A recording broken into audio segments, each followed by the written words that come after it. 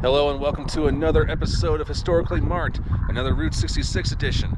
And I am just not too far from Santa Fe, Row, and Pecos, New Mexico. And I am at the western entrance of Pecos National Historical Park. And this is a very historic area, and I'll show you a marker based on that in a second. But this is an area that saw some heavy Civil War action between where a lot of Union and Confederate battles are. But let's take a look at the marker, shall we?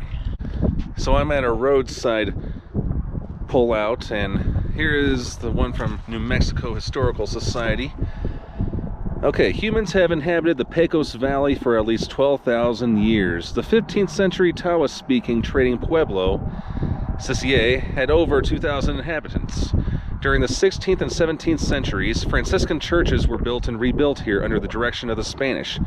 By the 1780s, disease, raids, and drought had decimated the population, and in 1838 the last 17 inhabitants moved to Yemez to live with their Tawa-speaking relatives.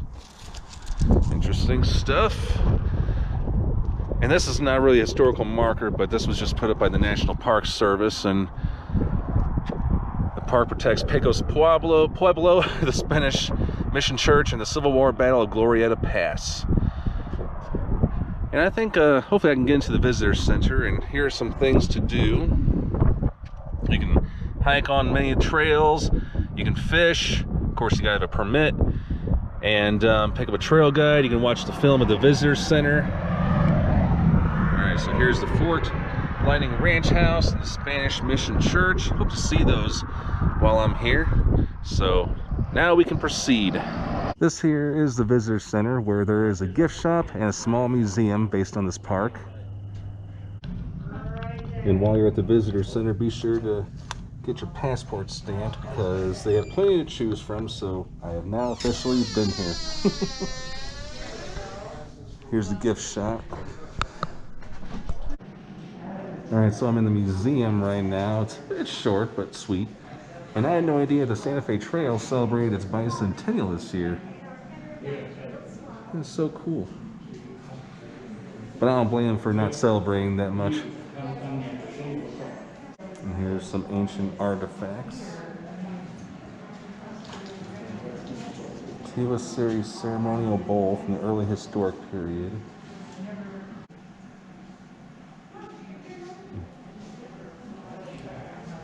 And this is some of the art that was found. Based on their art and the special items they made, we can make educated guesses about the way Pecos people saw their world. Duck pots. Some bowls. And here's a little diorama. Very nice. And of course, jewelry. It's a shell necklace. So if you ever want to know what an antique hair curler is, there it is. Santa Fe Trail, a coffee grinder.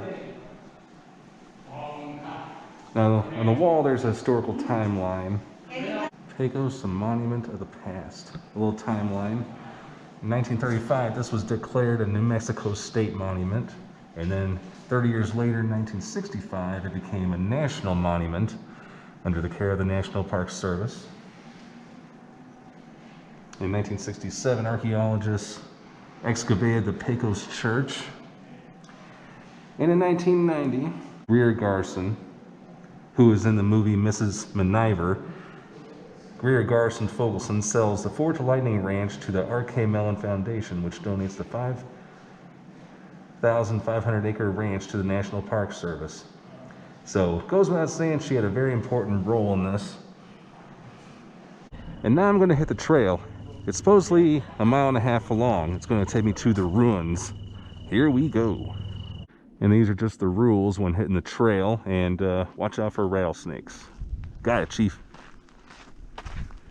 So this wall, the stone wall you see down there, yeah, that one. This was a wall around Pecos Pueblos that served as the city limits. During the day, visiting traders from other pueblos in the Great Plains enlivened the field outside the city limits with their brisk trade. At night, though, the field quieted as they slept.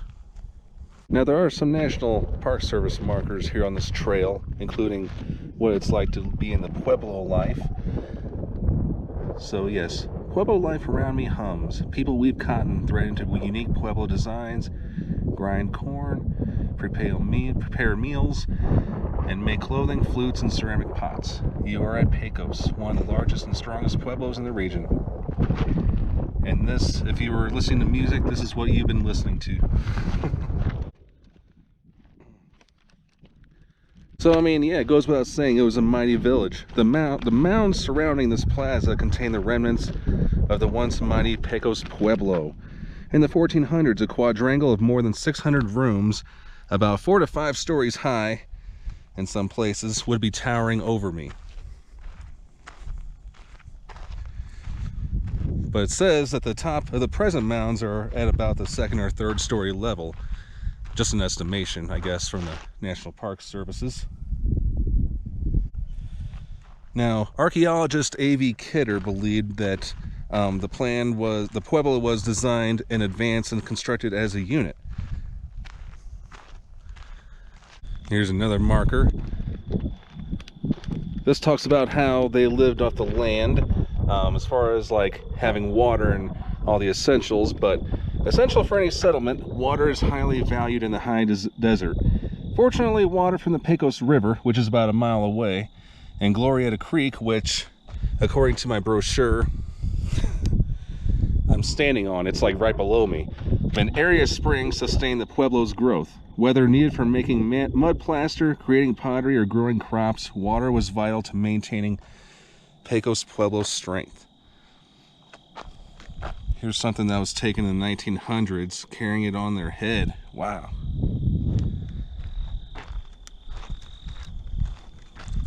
On to the next station.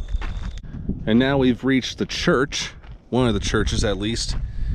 Alright, so Pecos was one of the largest and most powerful pueblos in northern New Mexico when the Spanish established a mission here. A few years later, in 1625, the first church was completed.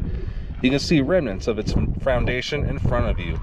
Arrival of the Spanish brought sweeping changes that drastically altered the lives of the Pecos people. So that's a 1625, which I'm going to be going to. And then the ruins you see are from 2 churches built about 100 years apart. The Franciscan priests who arrived with the Spaniards brought change to the Pueblo world. So a priest who was assigned to Pecos had one goal: to teach the Pecos people to become Catholic subjects to the Spanish Empire.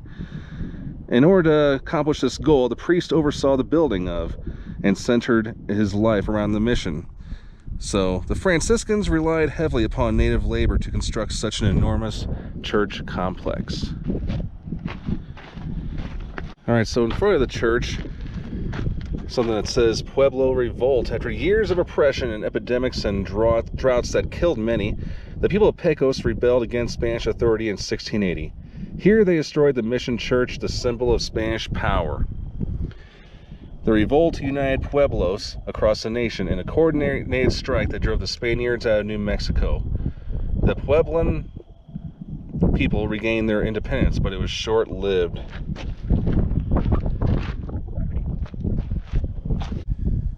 The Spanish returned to New Mexico 12 years after the revolt. In front of you are the remains of the smaller church they completed in 1717.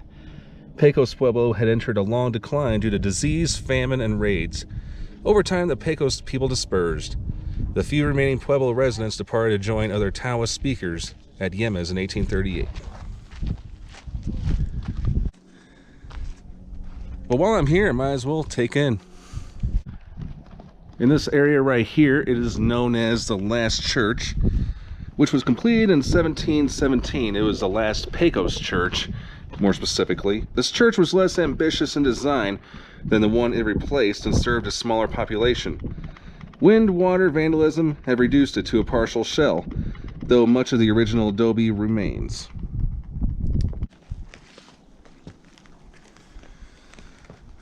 Oh, wow.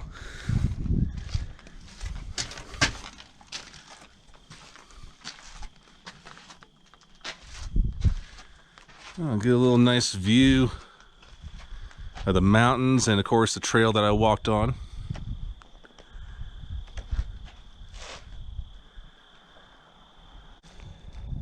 And now for another marker.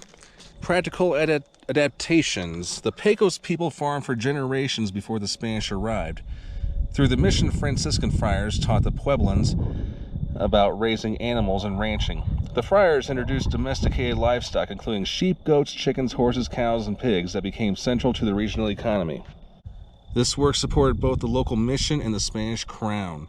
Today, many of their artistic and practical skills that were once taught at the mission, such as wood carving, weaving, and tin works, remain an integral part of northern New Mexico's economy.